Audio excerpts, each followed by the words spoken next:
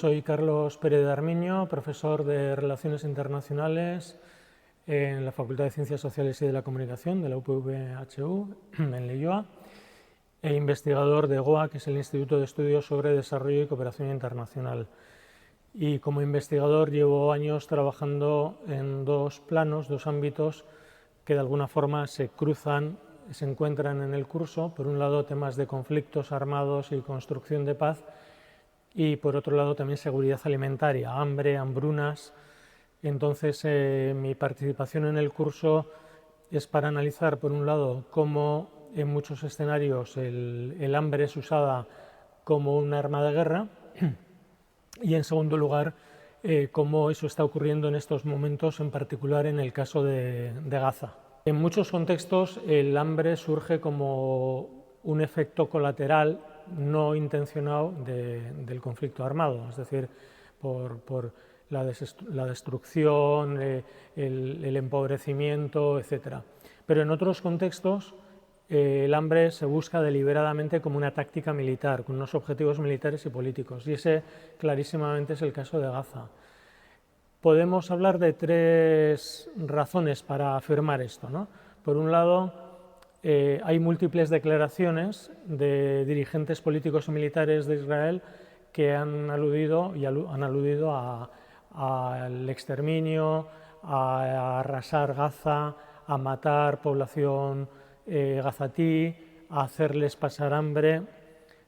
Por un lado, declaraciones. En segundo lugar, durante muchos meses se han ido generando informes de agencias de Naciones Unidas, de ONGs, que han ido dando pruebas, datos de cómo la situación alimentaria se iba deteriorando y cómo se estaba gestando una hambruna. Y finalmente un informe del llamado IPC, que es un organismo internacional avalado por Naciones Unidas, que analiza la situación de seguridad alimentaria en contextos de crisis, pues ha declarado que ha estallado la hambruna en la ciudad de Gaza y zona circundante. Entonces, durante mucho tiempo ha habido información, la hambruna se ha ido gestando lentamente y había información clara al respecto, y el gobierno de Israel no ha tomado medidas para evitarlo.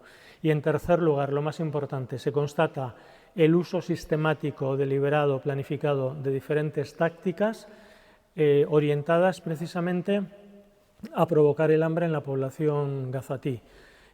Por ejemplo, el desplazamiento del 90% de la población de Gaza, que ha sido desplazada de un lugar a otro y de forma reiterada, sin garantizarles condiciones sanitarias o alimentarias básicas. La restricción a la entrada de ayuda alimentaria al territorio. La destrucción del sistema sanitario de forma sistemática, la destrucción de todas las infraestructuras para la producción de alimentos en la propia Gaza, ¿no? Agricultura, pesca, etc. Entonces, ha habido políticas sistemáticas orientadas a provocar el hambre como un arma de guerra. Bueno, hay multitud de tácticas, pues desde contaminar el agua, minar territorios de cultivo para la ganadería o zonas de paso, hay no sé, el robar los alimentos para destinarlos a fuerzas militares. O sea, hay una gran cantidad de tácticas, muchas de las cuales se han utilizado en el caso de Gaza. ¿Cuál es el objetivo? Bueno, hay muchas organizaciones de agencias de Naciones Unidas, ONGs de derechos humanos, humanitarias, que están hablando claramente de que el objetivo es la limpieza étnica, o sea, la expulsión de la población palestina, pueden ser complementarios, el genocidio, es decir, la destrucción en todo o en parte de ese grupo humano. ¿Con qué objetivo? Bueno, parece que, según algunos análisis, lo que Israel estaría buscando es concentrar en el sur de la Franja de Gaza a la población en unas condiciones humanitarias invivibles, digamos, ¿no? Con hambre, con enfermedad, etcétera, con hacinamiento, de tal forma que en un momento dado esa población se fuera de la franja, probablemente cruzando la frontera de Rafah hacia Egipto, y que se dispersara, como ha pasado durante décadas con la población palestina, que se ha dispersado por el mundo, para poder eliminar esa población de Gaza y poder colonizarla en el marco de una aspiración que tienen los ultranacionalistas israelíes de construir lo que llaman el Gran Israel, que es un Estado de Israel con unas fronteras mucho más amplias de las que se le concedieron por Naciones Unidas en el año 48, cuando surgió el Estado, ¿no? A partir de los atentados de Hamas el 7 de octubre de 2023, mi análisis es que nos estábamos acercando a una situación en la que era posible acabar con la práctica del hambre como un arma de guerra. Es decir, esa práctica ha ido disminuyendo a lo largo de las décadas, desde que acabó la Segunda Guerra Mundial y luego sobre todo la Guerra Fría en 1990. Luego, sin embargo, se ha constatado en el 2017, por ejemplo, se alertó sobre la gestación de 4 hambrunas en países en contextos de conflicto armado. Entonces ahí hubo un rebrote y entonces eso dio lugar a un aumento del interés político, académico, también operativo al respecto. Entonces yo hasta ese momento, hasta el año 23, parecía que había diferentes iniciativas que podían llevarnos a acabar con esta práctica, pero sin embargo lo que vemos ahora es que se está llevando de forma sistemática y amplia por parte de Israel con total impunidad. Entonces, algunos de esos mecanismos que se han desarrollado, por ejemplo, una resolución aprobada por el Consejo de Seguridad de Naciones Unidas en el año 2018, es la resolución 2417, que prohíbe el uso del hambre como arma de guerra, y recordemos que las resoluciones del Consejo de Seguridad de Naciones Unidas son obligatorias, pues no se está aplicando en el caso de Gaza. Entonces lo que estamos viendo es un gravísimo retroceso en el cumplimiento de normas que ya existen. Esa resolución o todo lo que llamamos el derecho internacional humanitario, que es el derecho aplicable en contextos de conflicto armado, los convenios de Ginebra, la Convención contra el Genocidio, todo eso se está incumpliendo por la protección que en primer lugar Estados Unidos, pero en segundo lugar también otros países como Alemania y otros, pues le están dando a Israel, ¿no? Entonces, ahora mismo la verdad es que no hay muchas razones para ser optimista. Quizá vemos algunos, algunos motivos de esperanza, pues en algunas iniciativas legales que ha habido por el Tribunal Penal, la Corte Penal Internacional, el Tribunal Penal Internacional, pero claro, cualquier resolución que emitan va a tardar tiempo y luego difícilmente se va a poder aplicar porque la aplicación de cualquier sentencia dependería de la voluntad de los Estados y entonces, bueno, no es un motivo de esperanza muy fuerte. La movilización de la sociedad civil, la presión que se puede ejercer a los gobiernos, al propio Israel, yo creo que eso puede tener más, pues abrir espacios, ¿no?, para que esto no se haga con impunidad. Pero todas esas reacciones están siendo muy lentas y para mucha gente en Gaza no van a llegar a tiempo, ¿no? Aunque es un país pequeño, tiene elementos que le hacen poderoso e influyente.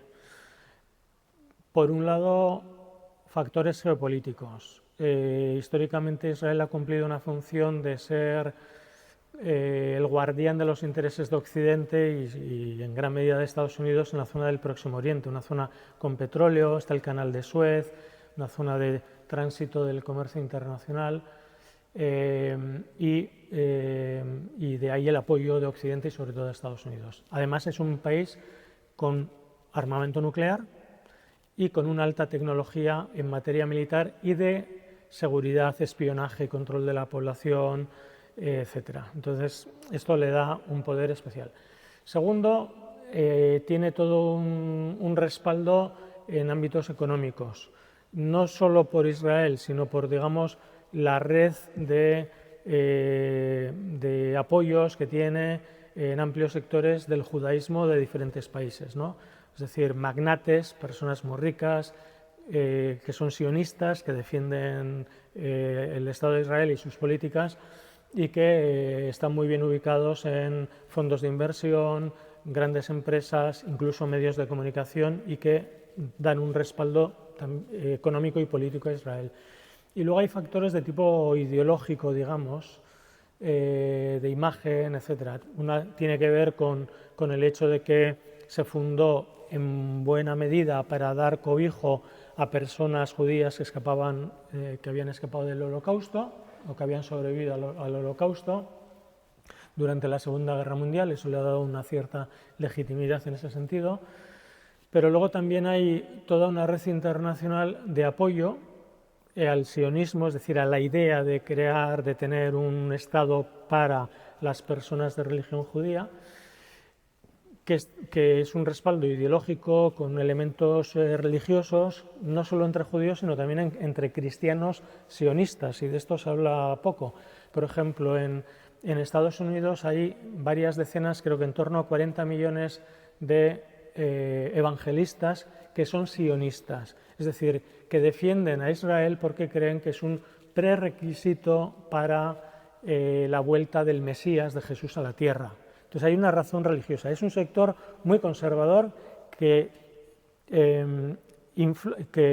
tiene gran peso en las elecciones norteamericanas y que ha sido uno de los bastiones, de los puntos de apoyo de Trump, por ejemplo. Entonces eso contribuye también a modelar las políticas de apoyo de Estados Unidos hacia Israel, ¿no? Ese interés, por un lado el interés geopolítico, pero por otro lado también estos factores de política interna, electorales.